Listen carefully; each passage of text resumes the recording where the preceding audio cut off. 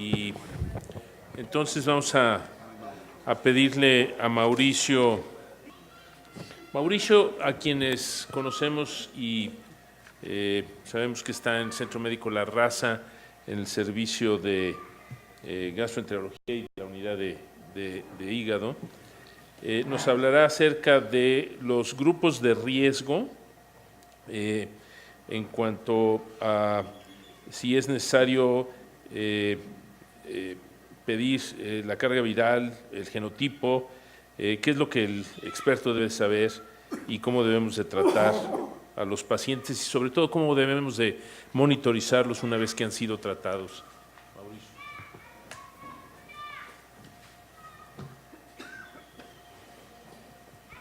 Buenas tardes, muchas gracias por la invitación y sobre todo pues estar en este grupo de personas a las que admiro y de quien tanto he aprendido de todos ustedes en distintos foros, escuchando sus pláticas y ahora estar aquí para mí es un gran honor. Les agradezco mucho la invitación a los organizadores.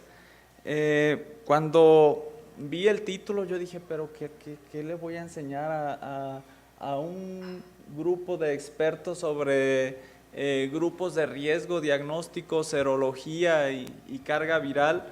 Pero también hoy en la mañana, al reflexionar sobre la plática que nos dio el doctor Remes Troche sobre cómo aprendemos los adultos, pues dije, bueno, a mí lo que me gusta, lo que me da resultado y lo aplico con los residentes muchas veces es el aprendizaje basado en problemas. Y es por esto que para abordar este tema traigo un caso clínico que lo iré desarrollando en el transcurso de esta charla. Y es un caso seguramente como el que muchos de ustedes tienen. Es un hombre de 61 años de edad que tiene antecedentes de múltiples cirugías, apendicectomía, colecistectomía, pero probablemente la más importante fue una LAPE durante la cual le transfundieron un paquete globular. Es un paciente que tiene comorbilidades, es obeso, con hipertensión arterial, controlada con losartán, diabetes, controlada con metformina, besafibrato, y además consume alcohol, aunque dice que nada más los fines de semana, 100 gramos por ocasión desde hace 18 años. Entonces, en este caso clínico, muchas veces el paciente nos pregunta, ¿cómo adquirí la infección? Pues con este factor de riesgo de transfusión sanguínea seguramente fue la causa, pero las cirugías, el antecedentes de cirugía también es algo que debemos de comenzar a tomar en cuenta y voltear a ver esos factores de riesgo. Los grupos de riesgo los podemos dividir en conductas de riesgo,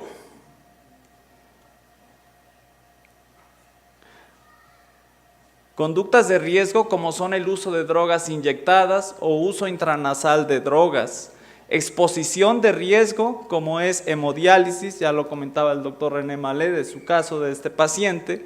Personas con exposición percutánea o parenteral, trabajadores de la salud, trabajadores de seguridad pública que se exponen a material punzocortante que esté contaminado con sangre infectada por virus de hepatitis C, receptores de transfusión sanguínea o trasplante de órganos, que para México es hasta 1995, porque todos dicen 1992, pero para nuestro país se aplicó en los bancos de sangre hasta 1995 y hay en muchos lugares de provincia donde desafortunadamente siguen transfundiendo sangre sin los estándares de calidad que se exigen. Receptores de factores de coagulación o hemoderivados antes de 1987, niños nacidos de mujeres infectadas y otras condiciones que siempre hay que tener en cuenta. Infección por HIV, personas sexualmente activas que toman PrEP para VIH, ahora que a nosotros nos están llegando muchos pacientes coinfectados con VIH, pues esta es una conducta muy frecuente entre la población que tiene hombres que tienen sexo con hombres, que toman esto del PrEP para prevenir VIH y probablemente de resultados, pero no para virus de hepatitis C. Dentro del protocolo de estudio de alguien que tiene alteradas las pruebas de funcionamiento hepático, estamos obligados a hacer la serología para virus de hepatitis C. Y a aquellas personas que van a donar órganos también les tenemos que realizar la serología. Vean ustedes desde el 2005 esta publicación que ya se ha hecho clásica, en donde nos dimos cuenta que en México la transfusión sanguínea es el principal factor de riesgo en un 63%, pero esto ha cambiado y es la importancia entonces de esta charla, de hacer hincapié en cómo va cambiando los grupos de riesgo en nuestro país. Porque si bien sigue siendo la transfusión sanguínea el principal factor de riesgo, pero cada vez vemos más pacientes que están infectados por virus de hepatitis C por el uso de drogas intravenosas, por tatuajes, por piercing que se realizan en lugares no bien establecidos o con las conductas adecuadas de asepsia. Y eso fue en el 2005. Para el 2012 seguimos viendo que la transfusión sanguínea sigue siendo el principal factor de riesgo, arriba del 60%. Pero hasta el día de hoy, en el Instituto Mexicano del Seguro Social, llevamos 850 pacientes que están en tratamiento. Y se está haciendo esa base de datos de todos los pacientes del IMSS. De esos 850 pacientes, no está publicado, es una información que les comento, pero no está publicada aún. La transfusión sanguínea ha disminuido como principal factor de riesgo. De esos 850 pacientes, el 53% es por transfusión sanguínea y ha ganado terreno el uso de drogas intravenosas. De ese porcentaje que teníamos, que era de un 7%, en el IMSS hemos visto que ascendió al 14%. Y que tenemos un 16% de pacientes que tienen virus de hepatitis C y no sabemos cómo lo adquirieron porque niegan alguno de los factores de riesgo que comenté. ¿Y qué hay de la transfusión sanguínea? Pues de la transfusión sanguínea el 85% de las hepatitis post-transfusionales son por virus de hepatitis C. Que hay pacientes que se transfundieron, repito, antes de 1995 para México, estos pacientes tienen 2.6 veces mayor riesgo que el resto de la población. Y si los pacientes tienen algún trastorno hematológico, pues el riesgo aumenta hasta un 85%, como pueden ser los que tienen hemofilia o talasemia. Hemodiálisis 11.6% y los trabajadores de la salud, vean, del 0.3 a un 4%. Pero algo importante, no le vamos a echar la culpa que somos trabajadores de la salud, porque los trabajadores de la salud también podemos tener otros factores de riesgo adicionales, tatuajes, en fin, uso de drogas, no lo sé, pero siempre hay que insistir en buscar todos los factores de riesgo a nuestro paciente. ¿Por qué es importante esto? Porque la brecha entre los pacientes que suponemos que tienen la hepatitis C, los diagnosticados y los tratados, es muy grande. Y creo que tenemos un compromiso como país de diagnosticar y tratar a la población infectada por virus de hepatitis C. La transmisión sexual. La transmisión sexual es rara, pero generalmente ocurre asociada a otros factores. Por ejemplo, los que tienen más de 10 parejas sexuales. La prevalencia en este grupo de que tienen más de 10 parejas sexuales es del 0.6% con una incidencia del 0.4 al 0.7 por año. 10 a 20% de pacientes con virus de hepatitis C tienen como factor de riesgo que su pareja está infectada por el virus. Entonces, estamos obligados a todas las parejas de nuestros pacientes infectados también a hacerle las pruebas de anticuerpos contra el virus de la hepatitis C. Se han identificado factores de riesgo que permiten o facilitan la transmisión vía sexual. Por ejemplo, que tengan una carga viral alta, que haya pérdida de la integridad de la mucosa o infecciones genitales. Si el paciente además tiene múltiples parejas sexuales y además está infectado por HIV, se incrementa el riesgo de 2 a 3 veces. La transmisión vertical o transmisión perinatal ocurre del 4 al 10% de los pacientes, es mayor en pacientes coinfectados con VIH. Hay algo importante, se nos pregunta, cuando tenemos una mujer embarazada con virus de hepatitis C, ¿vamos a interrumpir el embarazo por parto vaginal o cesárea? Realmente no hay datos suficientes como para decir que el parto vaginal aumenta el riesgo de la transmisión vertical. Lo que sí se sabe es que en pacientes coinfectados con VIH, la cesárea disminuye el riesgo de transmisión perinatal en un 60%. La lactancia no es factor de riesgo para la transmisión del virus de hepatitis C, pero también hay que tomar en cuenta que hay anticuerpos que se transmiten de la mamá al producto y que estos anticuerpos duran alrededor de 18 meses. Entonces, si nosotros le hacemos al recién nacido anticuerpos contra el virus de hepatitis C, son los de la mamá, no es que el niño esté infectado. Entonces, siempre tomar en cuenta esto.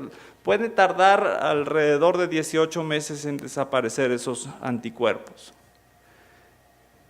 Infección esporádica. Esto de infección esporádica no es que sea por obra del Espíritu Santo, no va por ahí, sino es de que tenemos que ser más meticulosos en buscar otros factores de riesgo como son tatuajes, perforaciones o, no sé si ustedes recuerdan, pero antes no había jeringas desechables, entonces hubo jeringas con las cuales inyectaban a toda la colonia. Si bien la ponían a hervir, pero si no, pues con esa misma jeringa inyectaban a todo mundo.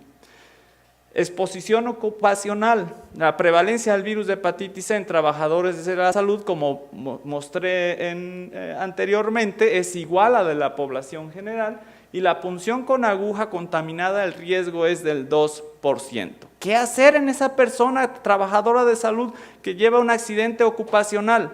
Pues lo primero que tenemos que hacer es hacerle anticuerpos. Si los anticuerpos estaban positivos, ¿sabes qué? Tú ya traías la infección probablemente, porque acaba de ocurrir tu accidente y ya tienes anticuerpos. Los anticuerpos aparecen alrededor de 8 a 12 semanas después de la exposición.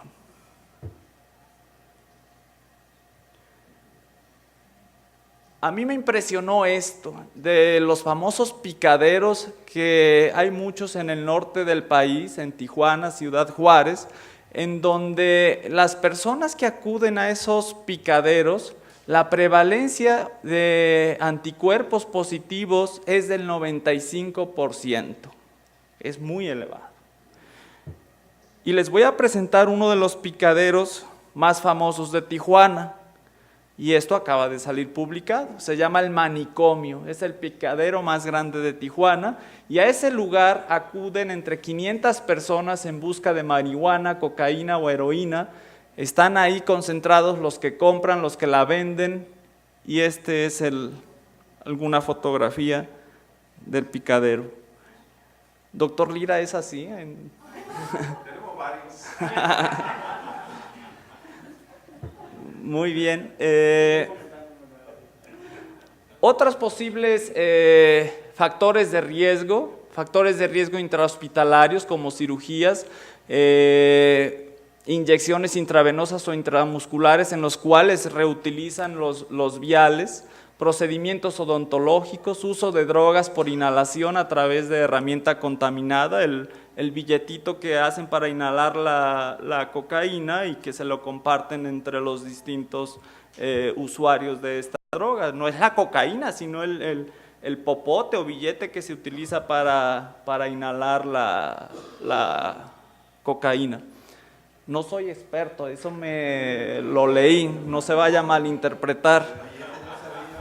Acupuntura, tatuajes, uso de drogas inyectables y agujas contaminadas o reutilizadas. Entonces, mi paciente me pregunta cómo adquirir la infección del virus de hepatitis C y qué sigue. Tiene alteradas las pruebas de funcionamiento hepático. Entonces, ¿qué es lo que hacemos? Pues tenemos en la valoración para el diagnóstico de infección por virus de hepatitis C, existen dos clases de análisis, la valoración serológica y las moleculares. La valoración serológica es nada más la determinación de anticuerpos, no me va a decir si es una infección que se resolvió o es una infección aguda o crónica, es nada más que tiene anticuerpos y este paciente tenemos que dar el siguiente paso, que es hacer la valoración molecular en la que se va a detectar el ácido nucleico, el ARN del virus de hepatitis C y sí me va a decir si tiene o no virus este paciente. La prueba serológica, la que se utiliza más frecuentemente es la prueba de ELISA. Esta es una prueba fácil de usar, está automatizada y es de bajo costo y además tiene una sensibilidad y una especificidad del 95%. Se puede detectar entre las 7 y 8 semanas después de la exposición y esta prueba en pacientes que sospechamos de hepatitis aguda no tiene mucha utilidad porque van a estar los anticuerpos negativos, pero hay otras condiciones en las cuales va a ser negativa esta prueba. Por ejemplo, en pacientes inmunocomprometidos, hepatitis C aguda, en pacientes con insuficiencia renal o en pacientes con crioglobulinemia. En estos casos, si tenemos alta sospecha de infección por virus de hepatitis C, tenemos que pasar directamente a la realización de pruebas moleculares, carga viral, determinar el RNA del virus de la hepatitis C. Este análisis molecular o carga viral tenemos dos tipos que son los cualitativos y los cuantitativos. Los de mayor utilidad y los que estamos utilizando son los de cuantitativos. Les voy a mostrar las diferentes pruebas que hay al respecto. Esta prueba de carga viral nos va a confirmar la infección, nos sirve para evaluar la respuesta al tratamiento, para ver si ya desapareció el virus de hepatitis C y hacer un diagnóstico definitivo. Estas son las distintas pruebas.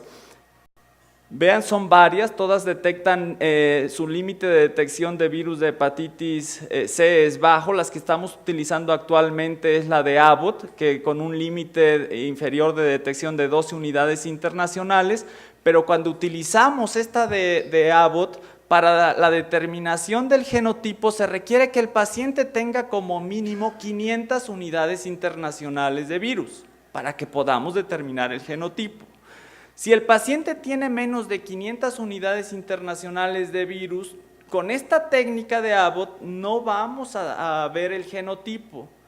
Necesitamos entonces otra prueba y la que se utiliza entonces es la de Roche, Cobas de Roche, que esta prueba requiere para determinar el genotipo una carga viral de 300 unidades internacionales, un poquito más baja que la de Abbott. Estoy hablando para el genotipo, porque ese es el siguiente paso.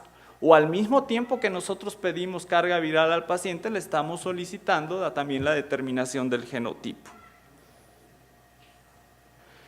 Pero ¿por qué es útil el genotipo? Es útil para definir la epidemiología de la hepatitis C, de tal manera que sabemos que en México el genotipo que predomina es el 1, pero está cambiando la epidemiología. De los años que llevo viendo pacientes infectados por virus de hepatitis C, yo no había visto tampoco genotipo 4, y actualmente llevo 5 pacientes infectados con VIH que tienen genotipo 4. Entonces, está cambiando. Es importante determinar el genotipo para predecir la probabilidad de una respuesta al tratamiento, porque también se ha comentado que con los nuevos antivirales de acción directa pangenotípicos, a lo mejor ya no va a ser necesario determinar el genotipo. Pero para nosotros, con lo que tenemos hoy en día, sí es importante determinar el genotipo para ver qué tratamiento le vamos a dar y la duración del mismo. Y esto es lo que propone las guías de la Asociación Americana para el Estudio del Hígado con respecto al diagnóstico. Ellos en Estados Unidos les hicieron a una generación anticuerpos contra el virus de hepatitis C, pero para nosotros eso no resulta práctico. Tenemos que ser entonces muy insistentes en dar a conocer los factores de riesgo a médicos de primer contacto, a toda la población, darle a conocer la importancia de un diagnóstico oportuno de la infección por virus de hepatitis C y hacerle anticuerpos a aquellos que tengan factores de riesgo. Y si ese paciente resulta que no es negativa, que tiene anticuerpos negativos, pues aquí le paramos. Pero si ese paciente tiene anticuerpos positivos, el siguiente paso entonces es hacer la carga viral y determinar el genotipo para mandarlo entonces a que reciba tratamiento. Si ese paciente resulta que tiene anticuerpos positivos, pero su carga viral es negativa, a lo mejor es un paciente de los afortunados, de ese 15 a 20% que eliminan el virus de hepatitis C por sí solos. O puede ser un falso positivo o un falso negativo, pero si nosotros sospechamos que ese paciente tiene alto riesgo de tener la infección por virus de hepatitis C y tiene la carga viral negativa, lo que podemos hacer es en 6 meses repetirle nuevamente una prueba de carga viral, en casos muy específicos. Esto no es una regla, tenemos que individualizar muy bien cada caso. Volviendo al caso clínico, entonces si yo ya tengo la infección por virus de hepatitis C, ya le hice anticuerpos positivos y tiene una carga viral, vean ustedes, bastante alta de 1.320.000 unidades, genotipo 1A, es muy importante conocer el grado de fibrosis que tiene este paciente, que tenía un F2, y este paciente recibió interferón pegilado y ribavirina, y desafortunadamente no tuvo respuesta al tratamiento. Pero como ya hay antivirales de acción directa, pues se retoma nuevamente el caso en el 2017 y vean ustedes la carga viral que tiene, genotipo 1A, elevación de transaminasas, albúmina 3.7, pero ya llama la atención que tiene plaquetas de 142. Acuérdense que el paciente es diabético, tiene una depuración de 60 mililitros minuto. Les pongo en rojo esto porque quiero que transmitir ese mensaje que no es solamente ver el virus y carga viral, estamos en el contexto de un paciente que tenemos que estadificar el grado de fibrosis hepática, tomar en cuenta comorbilidades y medicamentos que esté tomando este paciente.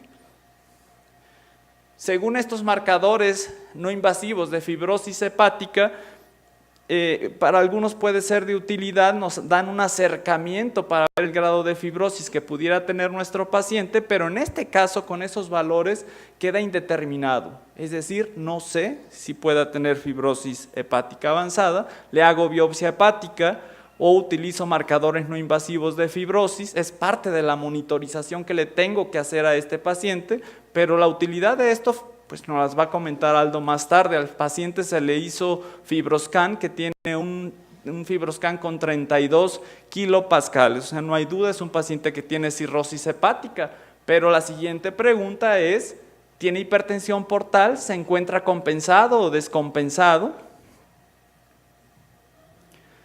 Según esto, las guías de Baveno 6, si el paciente tiene menos de 20 kilopascales y más de 150,000 plaquetas, puedo obviar la endoscopía. Mi paciente tiene 32 kilopascales y 142,000 plaquetas, pues por lo tanto se le hizo la endoscopía. Y sí tiene varices.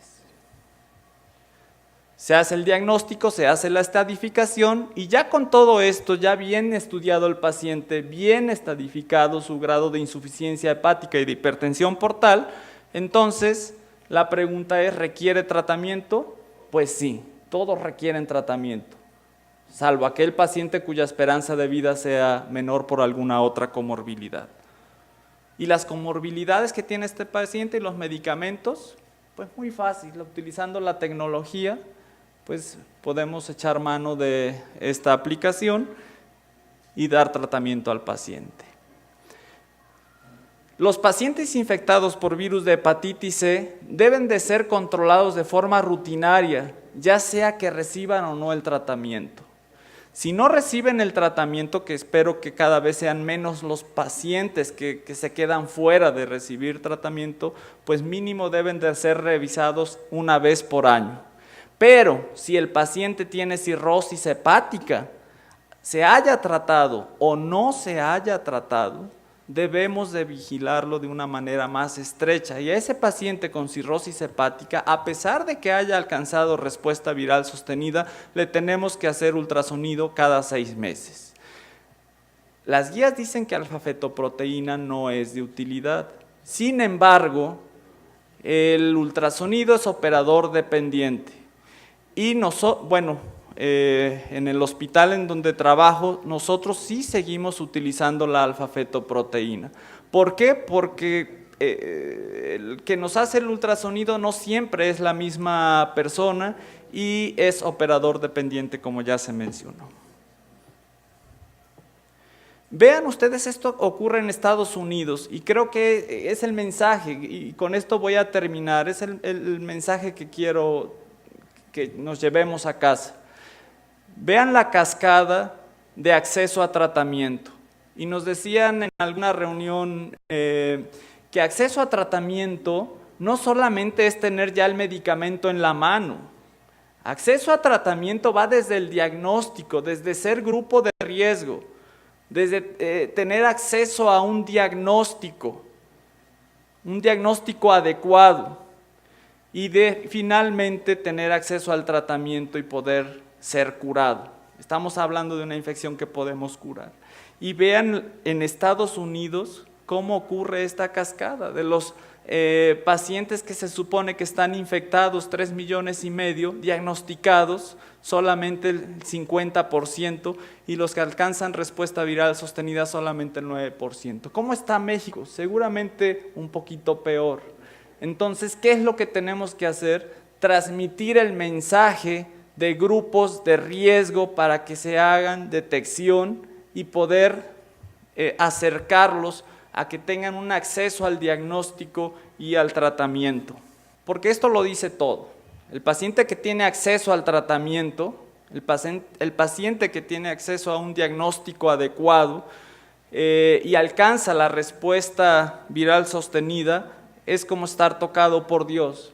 Y aquellos que ni siquiera tienen un adecuado diagnóstico y mucho menos un tratamiento, pues como ser expulsados del paraíso. Muchas gracias. No sé si hay algún comentario, pregunta. Pues muchas gracias. No, perdón, sí, te aprovecho. Mencionaste, hay alrededor de 800 pacientes tratados. 850 que están ahorita en tratamiento. Recuerdo que lo autorizado en esta primera compra que hubo al Seguro Social eran como 1,500. Fueron 1,500 y 100 más que fue por compra directa de cada hospital, son 1,600. 1,600. ¿Y hay alguna idea por la cual no se han terminado este primer lote? Porque yo recuerdo que la respuesta de ustedes como gastos del sistema de IMSS fue, pues es muy poco, tenemos mucho más pacientes. Sí, tenemos Y ahora muchos resulta pacientes. que ya doctor. se cumple casi Sí. un año, un poco más de un año, ¿no? No un año. hemos terminado 6 meses, 6 ese meses. tratamiento. Y el primer lote no se ha acabado, 1,600 No. van a la mitad o casi 850, ¿no? Así es, y no se ha terminado porque solamente somos 8 hospitales a nivel nacional. Es Centro Médico La Raza, Siglo XXI, Mérida, Tamaulipas, Tijuana, Guadalajara, Monterrey, y no nos damos abasto. Lo que me refiero es que si no se lo acaban, no les van a dar más, ¿no? Pues ya nos dieron 2,000 más, pero la cosa es de que se tiene que abrir a más hospitales porque no podemos con tanto. Que les den a los del ISSSTE. ¿Sí, doctor? Un comentario, hablando con algunos nefrólogos del instituto, ellos tienen estandarizado a los pacientes que tienen anticuerpo positivo, conectarlos a la máquina que va hacia los pacientes que tienen virus de hepatitis C, pero una vez tratados, que tienen el anticuerpo todavía positivo, pero ya con carga viral negativa, ellos pues por lo que tienen estandarizado lo tienen que seguir conectando en esa máquina. Es lo que estamos trabajando, porque ya estamos tratando pacientes que tienen insuficiencia renal, que están en hemodiálisis, y nosotros le mandamos una carta pidiéndole a esos médicos, porque es un servicio subrogado del IMSS, no todos se hemodializan dentro del IMSS, sino en otras unidades, que esos pacientes tienen que pasar a una máquina no contaminada. O, bueno, perdón, una máquina de estas que tienen ellos, no es que la máquina esté contaminada, pero sí lo seleccionan, este paciente, esta máquina solamente para virus. Ese paciente tratado debe de salir de ese criterio que ellos utilizan.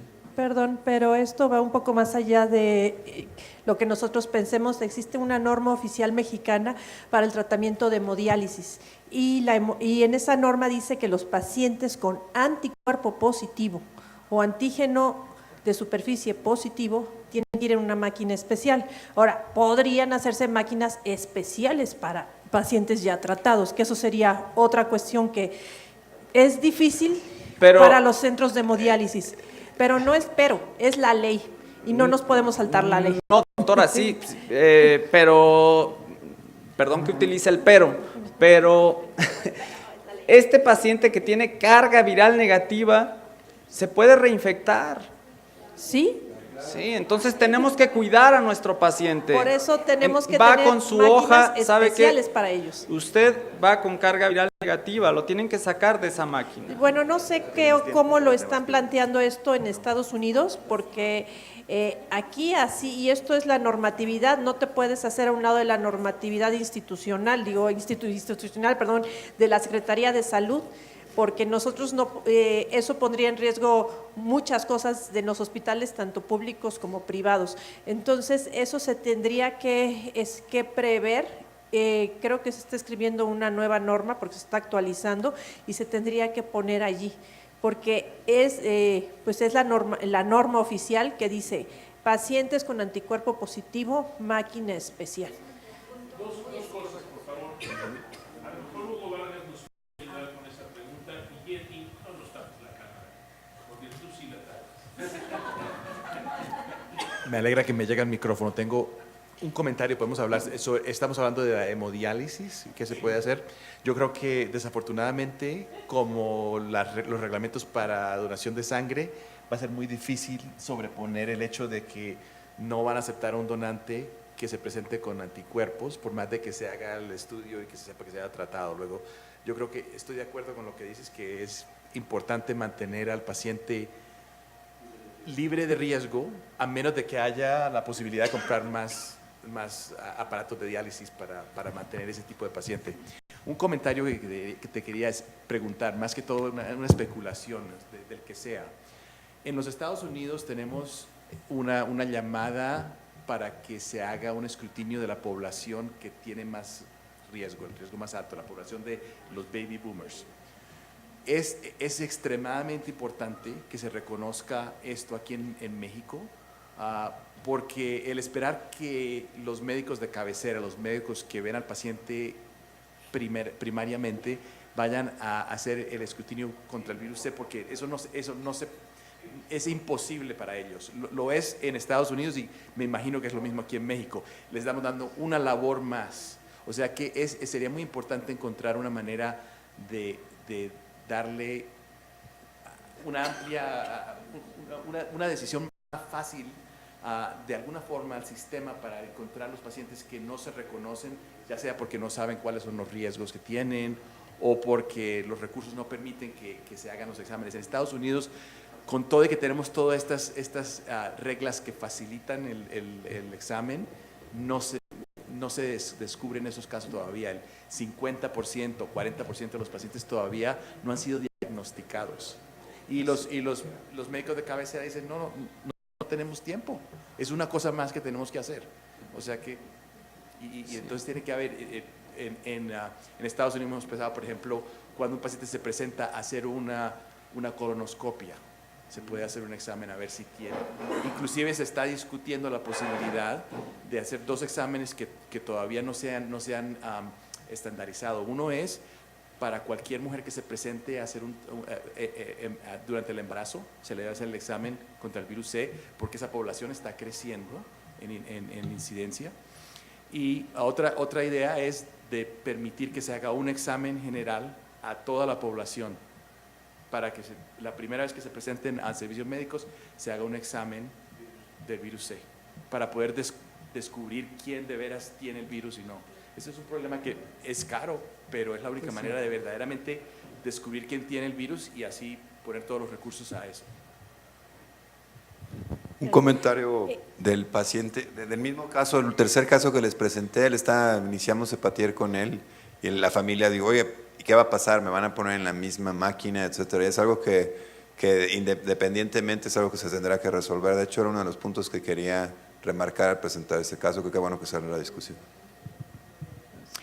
Yo quisiera hacer comentarios sobre los baby boomers. Nosotros en esos años, aquí llegaban 20 años después las cosas a México, no tuvimos realmente baby boomers. Pero en los estudios que hemos hecho, sí hemos visto que francamente los factores de riesgo han cambiado.